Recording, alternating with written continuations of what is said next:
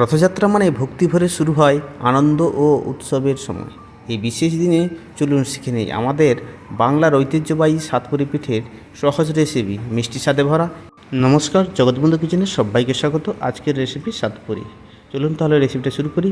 আজকে নিয়ে নিচ্ছি আমি একটা নারকেলকে কুড়ে নিয়েছি এবং এই বড় চামচে 4 চামচ চিনি নিয়েছি।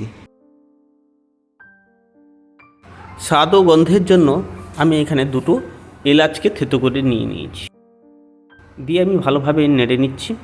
মিডিয়াম আঁচে রাখবেন, না হলে পুরটা জ্বলে যাওয়ার সম্ভাবনা থাকে। কন্টিনিউ এইভাবে নাড়তে হবে, না নাড়লে কিন্তু জ্বলে যাবে। এবার পুরটা রেডি হয়ে এসছে। আমি গ্যাসের আঁচটা বন্ধ করে নামিয়ে নেব। আমি 10-15 মিনিট আগে ময়দাকে মাখিয়ে রেখেছিলাম। 2 চামচ তেল আর অল্প একটু নুন দিয়ে ময়দাকে মাখিয়ে নিয়েছি জল দিয়ে 10 মিনিট রেস্টে রেখে নিয়েছিলাম। দিয়ে এবার লুচি, ছোটো ছোটো লুচি যেভাবে লেচি কাটা হয় সেভাবে লেচি কেটে ফেলবেন। দেখুন ছোটো ছোটো আমি লেচি কেটেছি।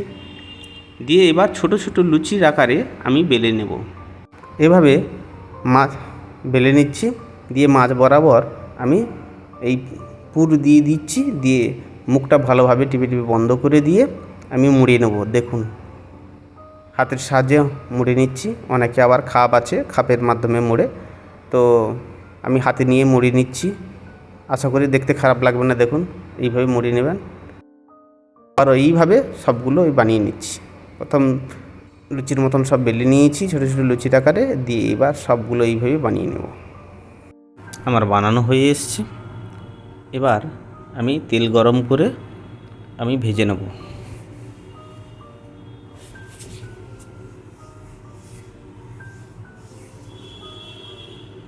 মিডিয়াম আঁচে আমি ভেজে নিচ্ছি। দেখুন কেমন ফুলে উঠেছে।